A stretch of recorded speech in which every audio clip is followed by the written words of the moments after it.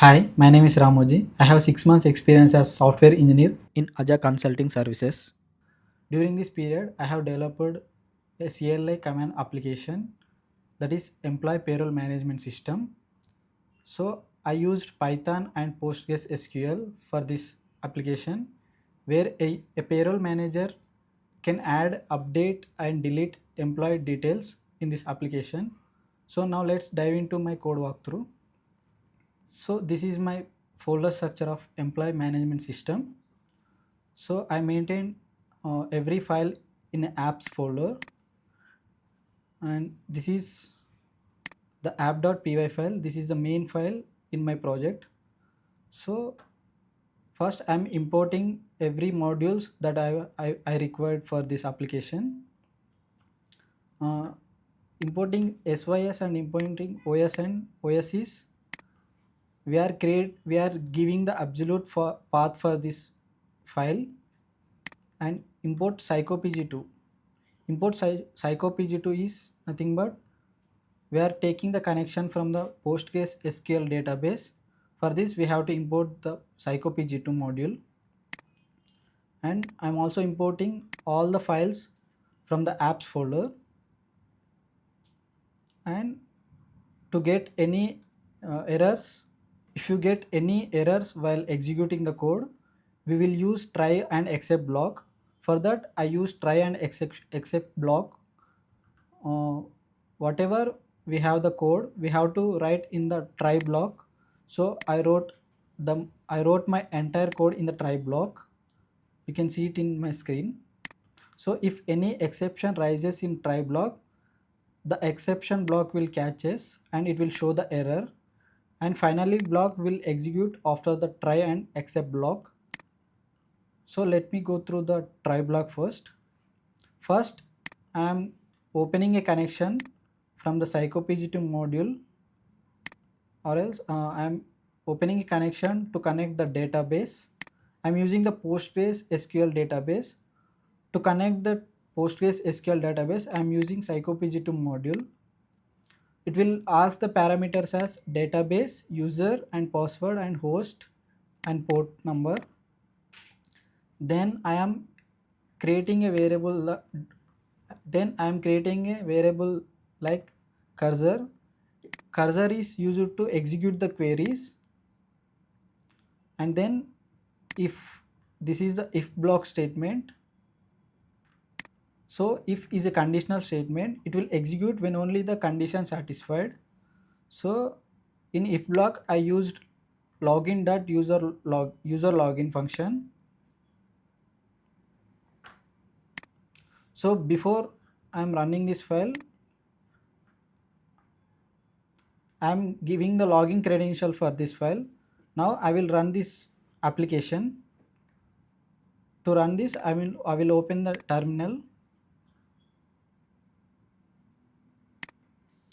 and I will go to my path. So to run this application, I have to use Python space the file name. So right now it is asking the login credential. So I will show the login credential for this application. This is a Postgres database. Here I have created a user table. So if you view the rows, so I have one record that the ID is 1 and name is Postgres and password is Postgres. I will give this credential to enter into this application. If I give wrong credential, it will give the invalid credential. Like I will I will give the wrong credential first. So it is showing that invalid credentials. So to enter into this application, we have to give the correct credentials. So here got the login successful result. So I will show the login page as well. So this is my login page. Here also I am opening a connections using psychopg module. In this I am defining a function. I'm defining function to fetch the record from the database that I showed before, and I'm creating a function. In this function, it will validate the uh, in this function it will validate the credentials. So if it is successfully, it will print this login successful, as you can see here, you see the below. Else it will show the invalid credential. If it is not there, then it will show the no user found if you give the wrong id. And then we have, if it is successfully print, you will get the menu option. So I have given 6 options. One is add new employee, second update employee, third one is delete employee, fourth one is fetch single employee details, fifth one is fetch all employee salaries. To quit the application, we have to use sixth option. So now I will show the employee database also. So this emp is my employee database. So this emp is my employee table. So I have already created 3 records with id 3 and 5 and 6. So now I'm going to add another record. So for adding new employee, I have to give first option. So I am giving the first option. So I have to write one name,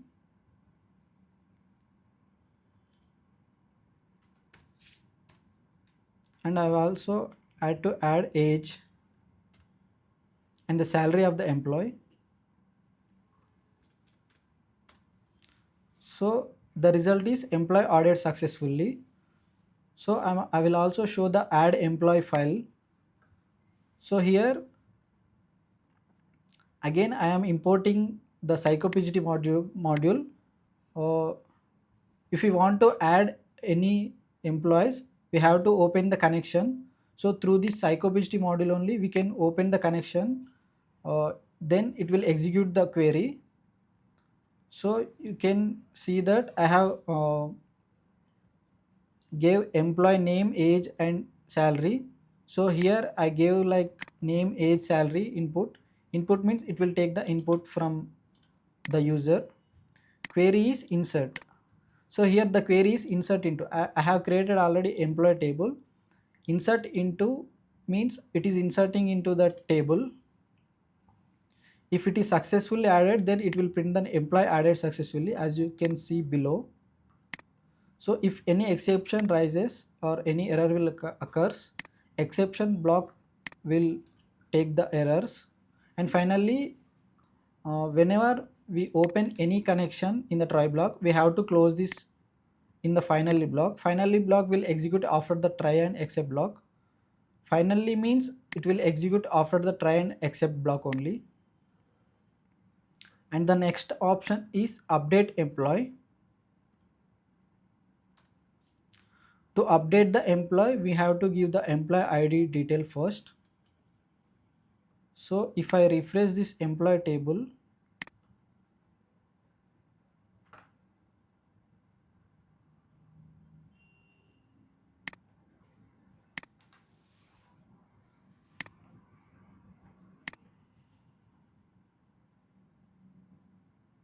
so before I added this name with Raj, so I added this data. So I want to update this salary 25,000 to 30,000.